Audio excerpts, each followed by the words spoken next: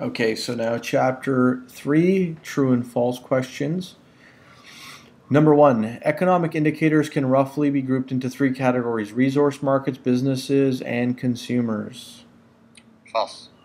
Why? Well, resource markets doesn't sound right on to me. Businesses and consumers.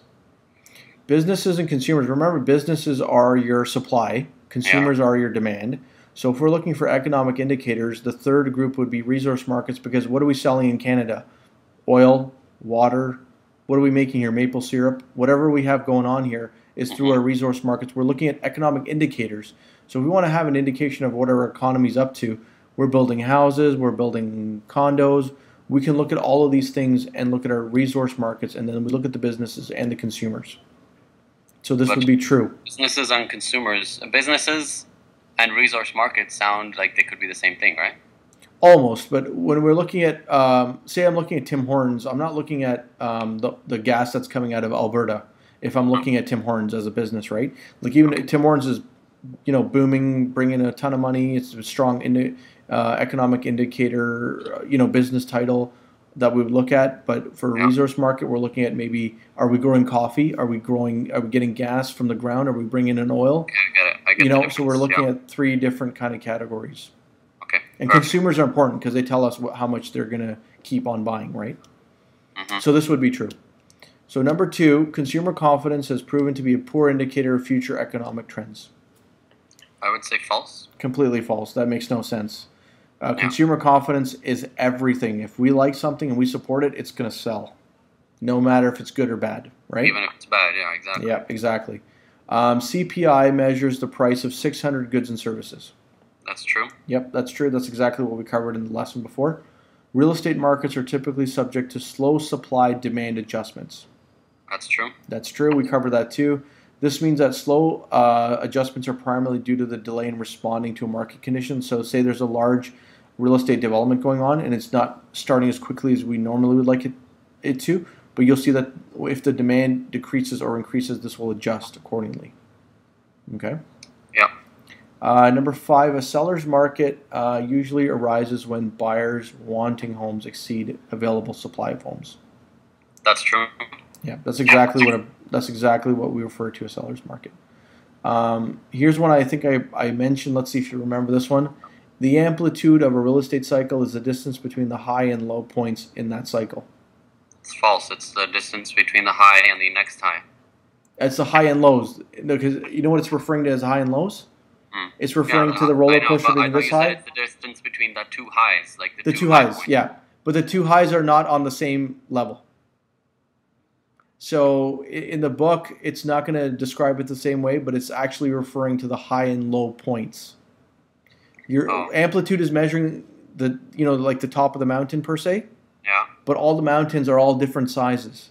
So hold on, is it measuring the tops of the mountains against each other, or the mountain and the valley? No, the tops to the tops. Okay, so but the heights of the mountains are different. Would that make this false? This would make it true. High and low points in that cycle. In that cycle. That cycle is measured from the top, the prosperity. You're not measuring anything from recession.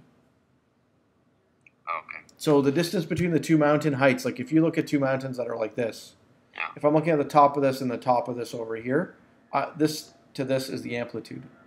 See, it's the high to the low point, even though they're the top points for measurement at the top of the graph. It's the distance. That question doesn't sound like it. It sounds like the question would be false in that scenario, because it wouldn't be between the high and low points. Then the question should say between 2 high points. Well, I'll break down the notes of what the book describes like to us. Okay, so it says that the amplitude is the distance between the high and low points. Okay. Now it says that which is the distance between one peak, high point in the cycle, to the next peak, which is the top of the mountain to the top of the mountain. What's going on in the business cycle is all of the mountains are different heights. Okay. That's what's happening here. So when we measure amplitude, we're measuring peak to peak to peak, because I don't need to really measure the recession because I already know where it is.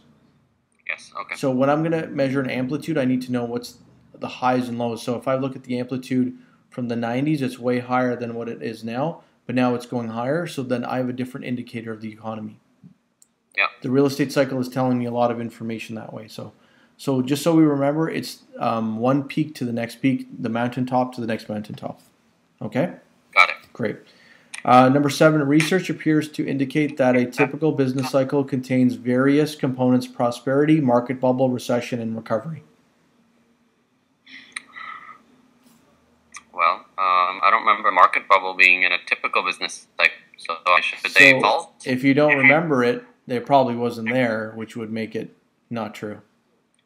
False. I mean, I'm sure it's there in the business cycle, but here it says typical. Yeah. So this is, we did the cycle, and the cycle only has 3 things that we talked about. And that's all that's in the cycle. So this is false. There is no such thing as a market bubble in this component, okay, as a component. Okay. Yeah. Number 8, a real estate cycle may have certain variances when compared to a business cycle due in part to unique factors associated with the real estate, such as slow supply, demand adjustment, and fixed location. True. Absolutely true. So when we say that the real estate cycle appears to have prolonged peaks and is followed by more pronounced recessions, right? Yes. So number 9, an increase in the average number of days to sell property often indicates a seller's market. It's false. Totally. It's the opposite. That's a buyer's market. Demographic changes can impact the long-term demand for houses. True. Yeah, that's like our family formation rate. That's a demographic change, right? You get married, you want a unit of housing. Now, the sale to list price ratio measures the spread or the division, right, between listing and selling prices. That's true. Yeah, it is true, because that's how we got the ratio. The sale to list ratio is you take the list price divided by the sold price, then you multiply it by 100. Yes. And you get your ratio.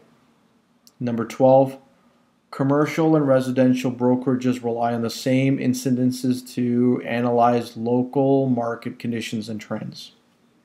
I would say false. Yeah, I would too, because you can't measure residential and commercial the same way. They don't go together at all. You measure totally different factors for either one, right? Yes.